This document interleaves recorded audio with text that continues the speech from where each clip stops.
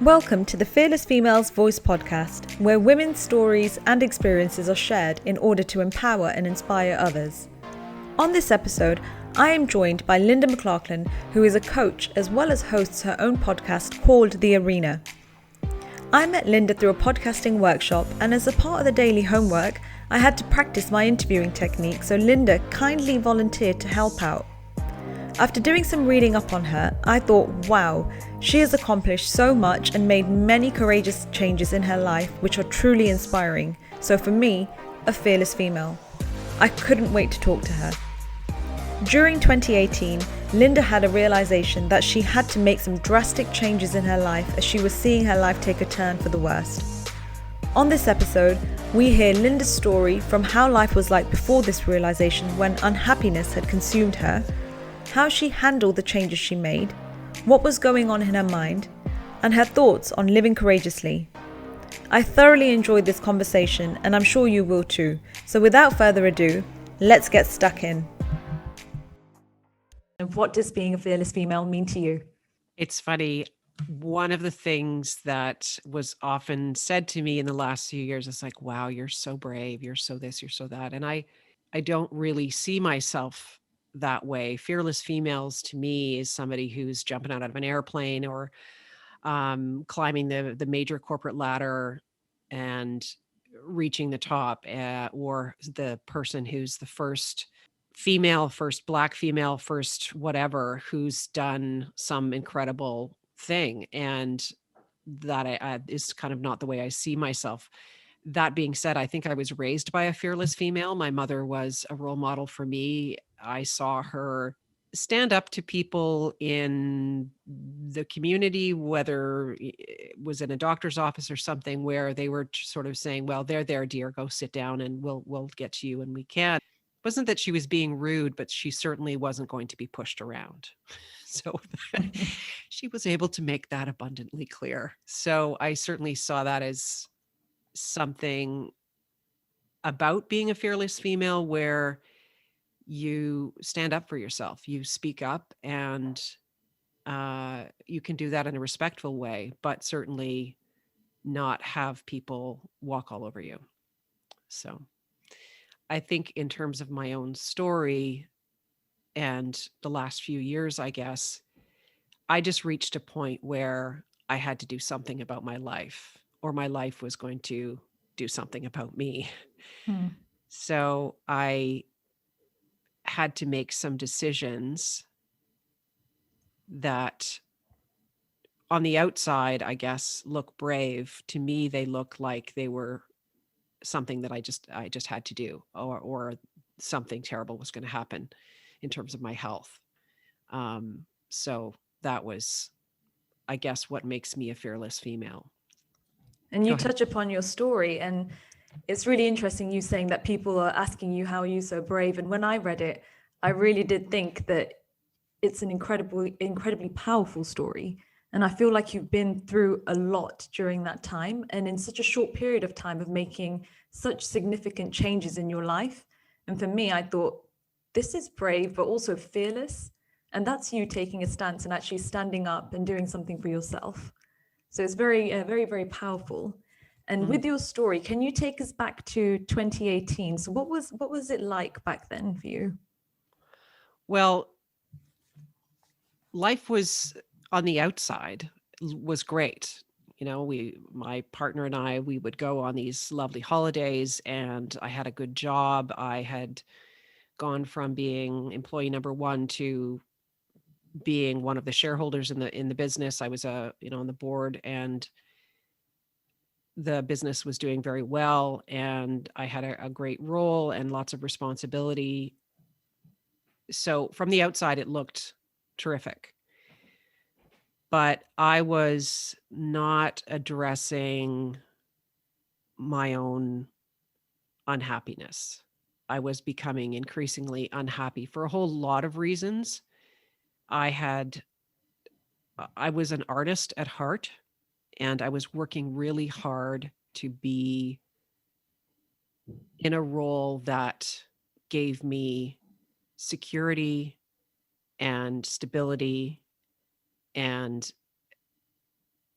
but that crushed me at the same time because I had a really a creative soul, and within this business, I was, I always felt like a weirdo because I was always looking at things in a completely different way than the other people with whom I was in business. And for them, it was a huge benefit because I would look at problems within the business and go, wow, but what if we looked at it this way? And always brought really creative ideas and really creative solutions to a lot of things. But I knew that I was just not a happy person, and I had put on a lot of weight. I was drinking way too much. Um, it's the classic thing when if you're asking yourself a lot whether you're drinking too much, you are. Mm. And as much as it's an acceptable way of unwinding at the end of the day or celebrating or consoling yourself or whatever alcohol is for you,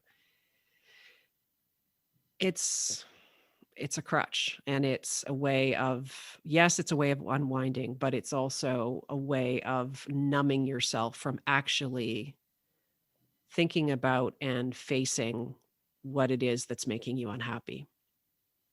And it can obviously perpetuates itself. You're unhappy, so you drink alcohol, and then that makes you unhappy, and it's just this terrible cycle that one gets into. So to answer your question, when you get to 2018, I had lost my father in 2017. And there were 3 deaths. My father dropped dead of a heart attack um, in 2017, and so I had gone through that. There was another major event that happened in relation to my partner's family that we got through. A friend of his then discovered that she had cancer. This was for the second time, and what I saw in her um, cancer diagnosis was a sudden desire to try and live her life and try and make up for the time that was rapidly slipping away. And so trying to have experiences in her life that she had maybe put on hold or sort of didn't prioritize. And so suddenly there was this sort of cramming life experiences into a very short amount of time. And she went into very steep decline, and it was awful to watch, certainly for her sister and for Paul, who's my partner at the time. And so I was sort of a spectator in that one. Um, and then, but what that made me realize is she was only slightly older than me, and I just thought that could be me. That could be me if I don't start to pay attention to what I'm doing to myself physically, emotionally, spiritually. What am I doing? Mm. And so I went on a retreat, on a yoga and meditation retreat. I had started meditating. I'd, been working with a coach and sort of trying to struggle through and figure out a way of resetting myself. And this popped up in my Facebook feed, and I thought, yeah, okay, great, I'm going to do this. And so I went on this retreat, and with this question in my heart, which was, what am I going to do? And within a day of being at this retreat, having turned off my phone and disconnected, and there was no alcohol, it was like vegan food. It was the most amazing, beautiful place. I had this little cabin to myself. And the answer came, which was, I have to leave the business. And ultimately, it was like an oak moving. There were so many parts of my life that I knew as soon as I began to make those changes that it would begin to snowball, and I would probably leave my partner and do a whole bunch of other things. But it was the first step for me to create a massive change in my life and just stop doing what I was doing And I didn't have a plan of, okay, what's next? But I knew that I had to leave, and that was going to give me the gift of being able to step back and figure that out. So I came back and began to tell my business partners, and they were shocked but not surprised, because there were a few times when I had contemplated leaving the business. And so this was it. And so it was a great departure. It wasn't acrimonious. It was quite loving and supportive. And what was a great gift from that time was the goodbyes, the acknowledgments, the thank yous. It was really hard because I'd been a part of building this business and knew so many of our clients, and they were great friends. I mean, I would see them sort of once a year, and it was like long lost friends, many of them. And so the process of saying goodbye to those people and understanding what my participation meant to them, and also with the staff, that I didn't want a big send off. I was very sort of just wanted things to be quiet, but they made a little video for me, um and told me what I had done for them as a boss, as an employer, as a colleague. And so that was really moving, and it was a gift because it was almost like almost like attending my own funeral and hearing people say things about you that they normally wouldn't. And I took that to heart and allowed that to sort of seep in and help me understand what value I brought to the world. And so after having left the business, I then decided to train and become a coach. And because I felt as an employer or as a boss, I wasn't able to be as helpful to people as I wanted to be. I felt always like there was something missing. And certainly the coach training helped a lot with that. and and then I had to sort of take stock on the alcohol, because the alcohol was still a companion. Even after I left my partner, that was still a companion. And so I decided, when I ultimately moved to a different city, that I would live in a dry house.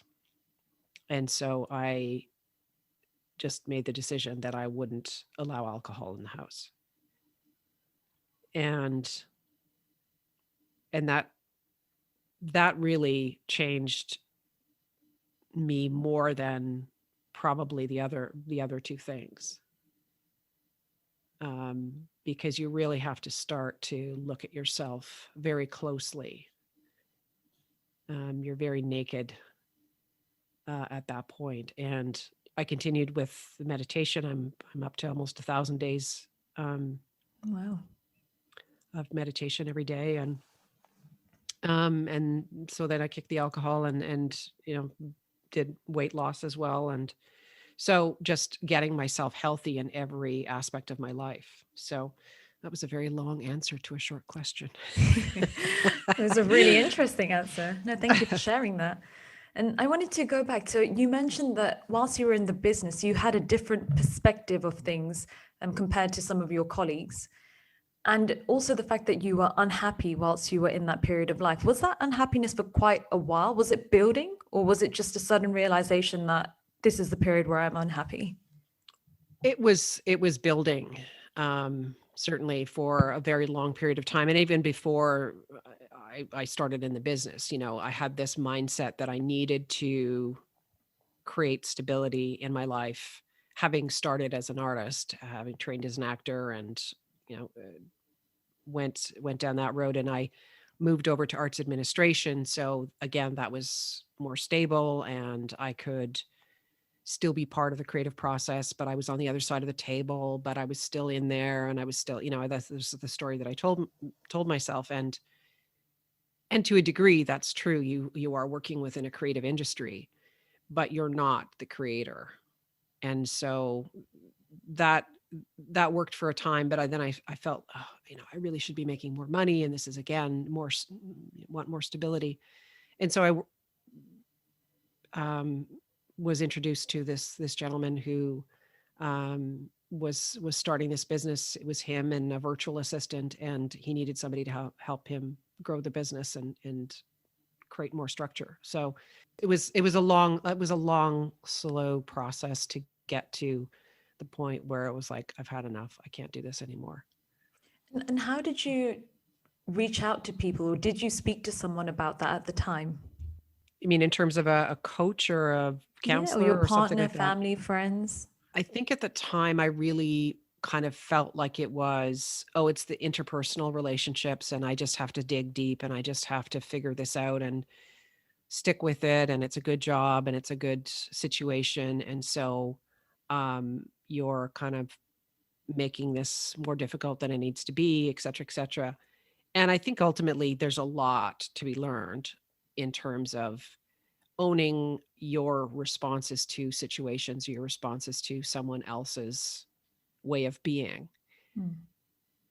But after having done quite a bit of work with a coach and quite a bit of work through meditation and self reflection, there were definitely big changes that I had made in order to own my responses, own what I can control, which is how I show up. But ultimately, there was something more, at a much deeper level that I had to acknowledge was bothering me. And this is what you came to realization about during your weekend retreat, where you found that you wanted to make these changes. How was that different to any other time in the past where you were thinking, this isn't quite right? You mentioned that you were looking to make some changes, but it was that one retreat which actually triggered that change. So it's Mhm. almost like, how did you have that realization during that retreat that made you actually action that change? If it was a spiritual experience, that's what I had. If it was just a deep realization. I can't sort of explain how you suddenly just feel with it deep within you, the voice of the part of yourself that you have denied for so long, that finally you've stripped away the noise of your life, and it's allowed to speak and just Mm. say, it's time. It's time to go. As I say, with the business, had been several times when I had contemplated leaving and had many conversations with the various partners Mm. about what that would look like, and it's time. And I was convinced twice before to stay. um, and so it wasn't as though I was super happy in the situation. It wasn't as though I was super happy in my life or super happy in the business. It was a long, slow descent into, I'm a really unhappy person. I'm a really, really unhappy person. And so stripping away all of the noise and getting rid of the cell phone and no booze and just being in quiet contemplation allows the voices that have probably always been there to really be heard. That makes sense. And you mentioned that you made quite a lot of changes in a short period of time. So it was within roughly 8 months where all these things happened, of leaving your business, your partner, losing weight, stopping alcohol. What was going on in your mind or your inner self during these changes? That's quite a lot for someone to take on so much. The physical manifestation felt like I was dragging a cart full of rocks, or dragging something on a sled behind me, that I just had to keep moving forward. The time of reflection or contemplation was sort of over, and now I was in motion. Hmm. And so I just had to keep moving forward, and one foot in front of the other, and believing. And this is sort of a time that I moved from living in certainty to living in faith. So I just had to keep moving forward, believing that the future would reveal itself in front of me. I didn't know where I was going. I didn't know what I was going to be doing, but I had to just keep doing what I was doing. And this is definitely brave. We touch upon what you mentioned as being a fearless female. That's a scary thought, and that's just brave, you actually taking that step and entering the unknown, taking risks, keep moving forward, even though you don't know what's coming. So that's brave. Well, and I will, I will claim my privilege in the sense that I don't have children. I didn't have a mortgage. I was at a place where I had earned a decent living. I didn't, it wasn't like I was selling Apple stock when I sold my part of the business, but, so I had some things around me that, allowed me to be able to make some of these decisions, and also just a sense of, if I don't jump off this cliff right now, I'm going to die. And so that really puts you in a place of, I don't have a choice. I don't have a choice other than to keep moving forward. I didn't feel like there was a monster at my heels, but death was certainly um, a presence I was aware of. And during that time, you've actually come now into podcasting and becoming a coach. So you've almost found something that you really love and are passionate about. Can you talk to us more about what it is that you do now? Sure. One of the things that I did after, in early 2019, shortly after I, sort of finally left the business, was I went back to Second City and took improv. And so re-embraced the performance side of myself, and was thinking that part of what I wanted to do was become an actor again and pursue that in a way that I hadn't really done previously. And so began to do a lot of that, did some on-camera classes, etc. So there was a part of me that wanted to speak, wanted to perform. And so that was a big part of what I was doing, as well as the coaching work or coaching training.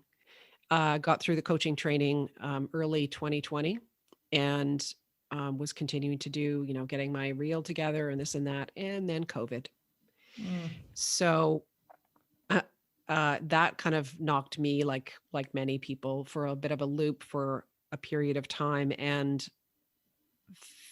But I still felt that sense of, I need to speak. There's something about all of this that I need to share.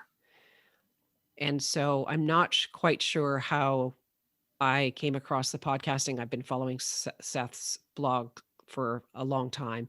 And so I think it just popped up one day of like, hey, there's the Akimbo podcasting workshop.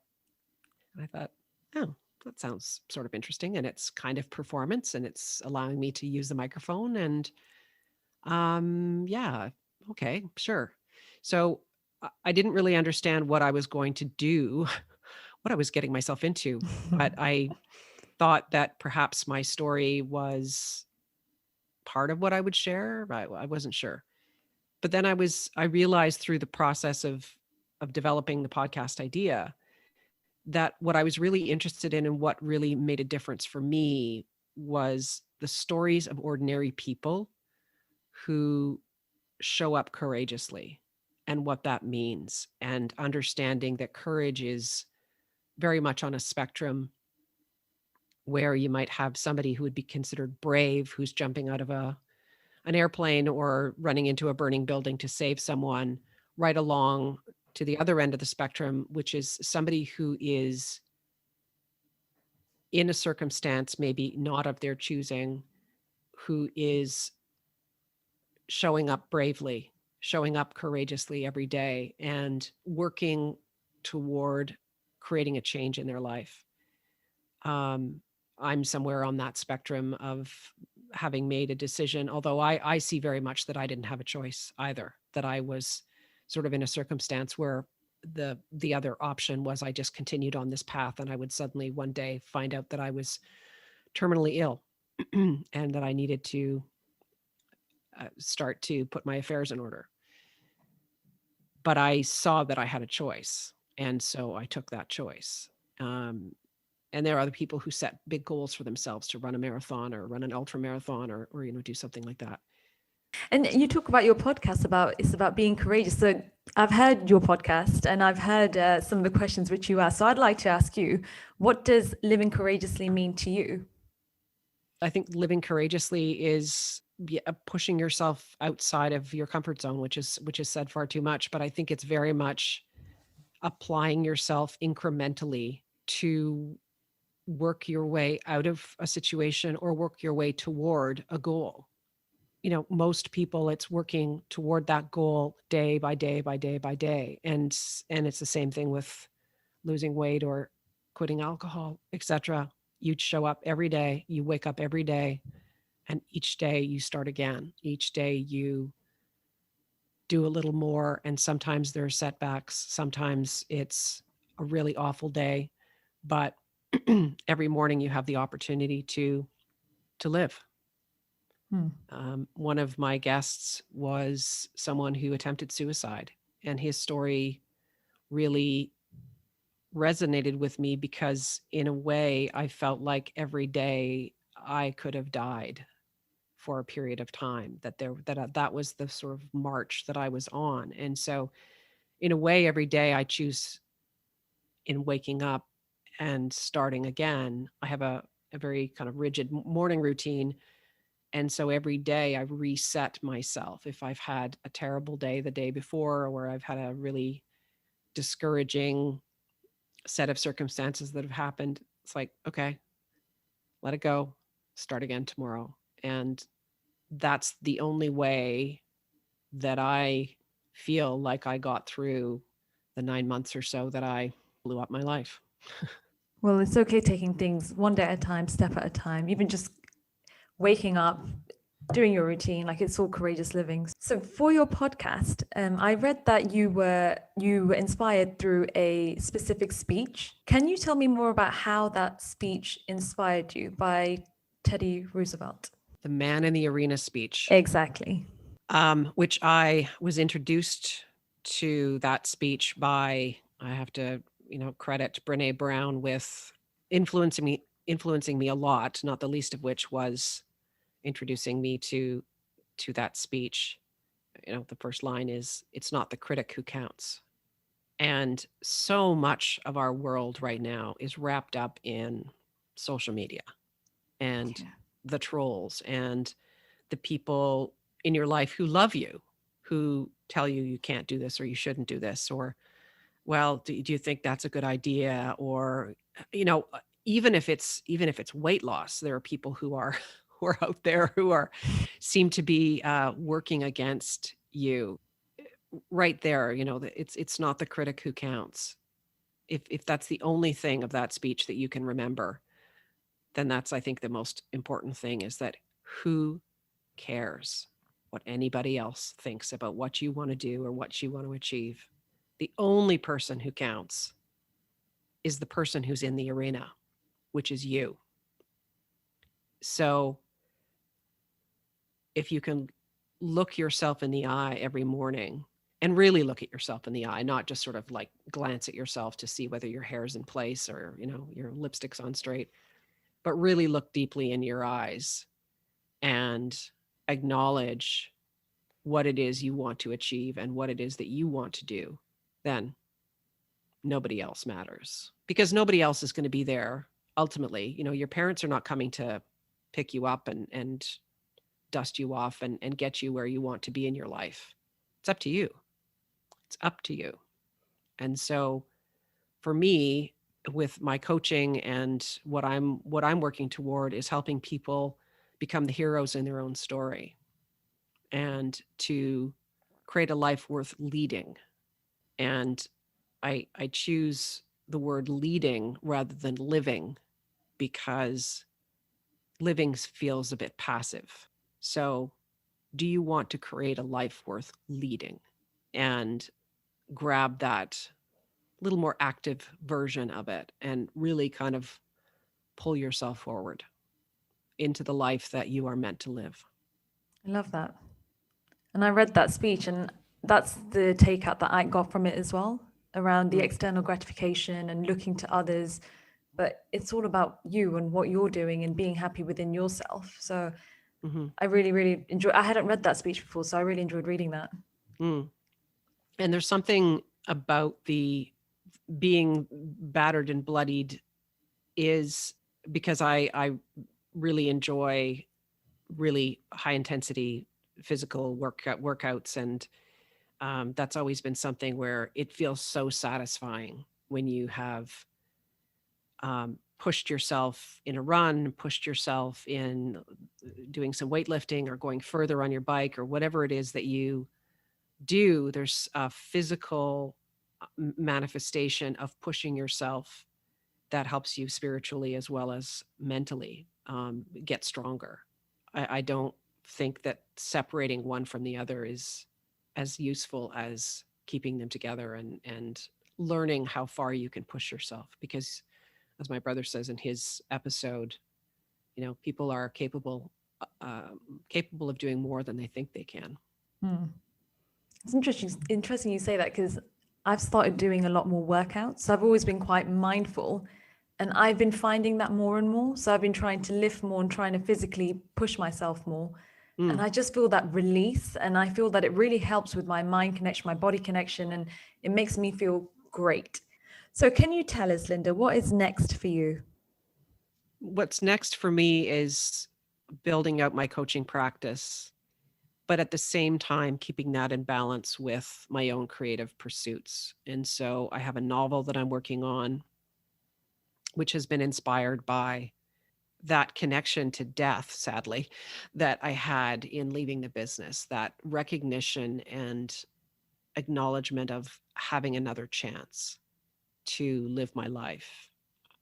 And then with this COVID time and the amount of death that has been all around us, whether it's directly touched your life by losing a loved one, the prospect and the possibility of your own mortality is very much showing up in this writing.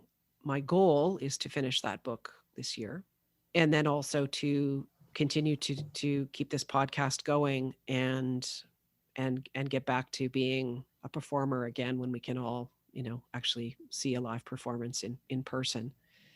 That is definitely something that I want to pursue as well, but balancing the work that I want to do with people to, as I say, show up as a hero in their own lives, and then also be a hero in my own life. I mean, and continuing to remain sober and stay fit and be active and live my life to the fullest. Love that. All positive living. And I love that you're continuing on with your podcasts. They're great. And also your novel, your book, which you're going to release hopefully by the end of this year. I'd love to read it. I'm a massive reader. I love reading. So, oh, is that right? Okay. Yes, I love reading. I try and read 3, 4, 5 books a month. So yeah, I'd love to read it. Sounds very interesting. So good luck with everything, Linda. And thank you so much for coming on this podcast. It was a pleasure speaking to you. You're welcome. Thank you so much for listening to the Fearless Females Voice podcast. Be sure to join our Facebook group called Fearless Females and stay tuned for the next episode. Bye for now.